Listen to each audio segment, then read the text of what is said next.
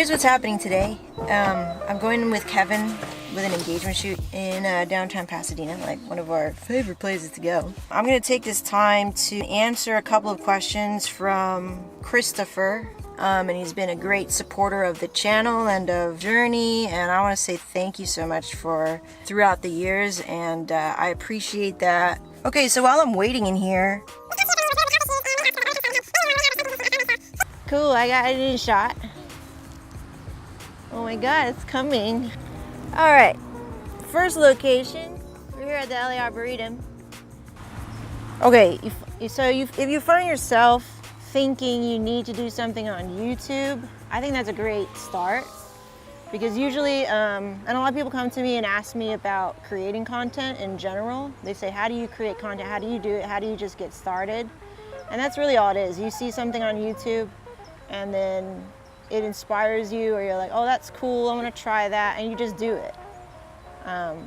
There's really no magic like, oh, I do this, I watch this, or I just feel like I have to do it. And I think that's, I think it's like, it's something internal with many YouTubers who actually do it, like for the long haul, or do it for more than just a passing thing or a trendy thing. Is like they have something inside of them that it needs to be said, it needs to be documented, it needs to be created in some way, and it keeps kind of picking at you until you actually do it. So how do you find focus or direction? What's my niche?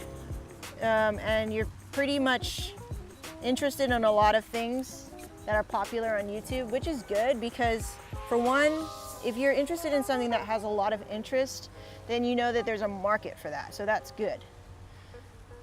How I kind of view it is, even though, say, a review video is popular on the G7X, for example, that was really popular video. I'm not like a #1 reviewer or anything like that, but people still found it helpful in their buying decision. Whenever they watch that video, I still get comments on it. Because I watched everything that was out there, and then I just found, well, I still have these questions of my own, and so I answered them in my own video. And so if you're thinking that you're stepping into a market or an area or subject matter that is saturated, you just have to do the proper research, look what's out there, and then see what are the gaps of information in between. And sometimes it's not even gaps of information, maybe it's like how you present the information. So like I always say, you have to be either entertaining and or inspiring. I don't really go the entertaining part, even though to be inspiring can be entertaining.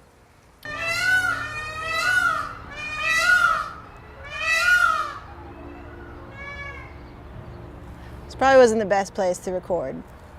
Look, he's showing me. Okay. Bye.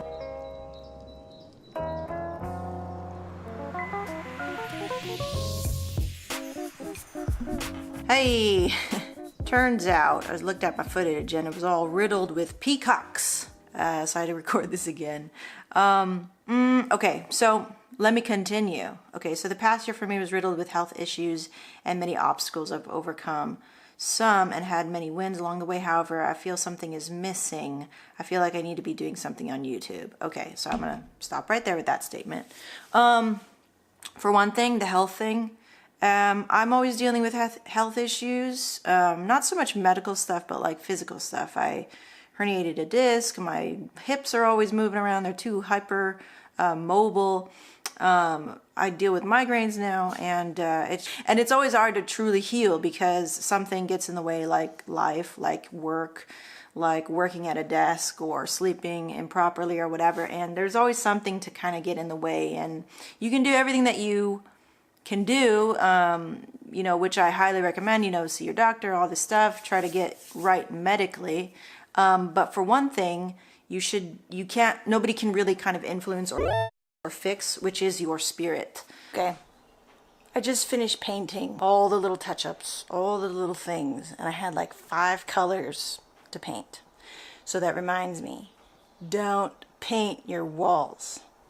And that's something that has always been tested with me because I get an injury and it's like, oh, I can't do this anymore, I can't do this anymore. and it would weigh on me. And there would be many times where like my back would be out and I'd have to just lay there, you know, from doing something really simple like doing laundry or something. And it would make me really emotional because it's like, well, man, what can I do? Dude, I used to be really active. Like, definitely things that have helped me cultivate a better spirit about things and to get a better rebound coming back from injury or getting sick or whatever is a good diet. Always, as always, good people around you, at least to listen. It sucks when you're dealing with a health problem or a physicality problem, whatever, and it feels like nobody cares. I feel that way about Kevin sometimes. He just like, he doesn't get it. He's super healthy. He doesn't get any problems, if any. And I'm like, dude, do you not get how much this hurts? And that weighs on your spirit too. So being able to communicate that to people who maybe don't understand, you have to try to help them understand and be patient that, yeah, they're not going to get it because they're not experiencing that pain. But another thing to be really watchful of is how chronic pain can affect everything in your life and kind of poison and taint it.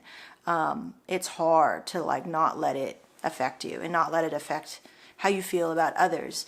And it can stop you from really going after the things that you want. Trying to remove myself from that and lifting my mind out of that negative space. And that's going to be different for everybody. For me, it's watching a bunch of fitness people on YouTube and getting back into the gym and just moving and walking and just removing myself physically out of that space if I can. I don't have enough money to buy every gadget or game to review it. That's true. You can rent it. Have you thought of that? You can rent it. So if you're reviewing camera gear, I know you can rent it for sure, like borrowlens.com or even Adorama, right? Adorama. Games, you can go to Netflix and rent some games. Like, you don't have to buy it. And you can give like first impressions, or how about Chris's first 10 hours with the game or something, dedicated day, and just play that shit, you know? And that's a different take. I haven't really seen that. I mean, not that I watch a lot of gamer reviews or gamers. I only watch a couple, but there's gaps in the info. There's gaps in ways you can do it. That's where the creativity comes from. And entrepreneurs or people on YouTube, they're not necessarily smarter than any one of us.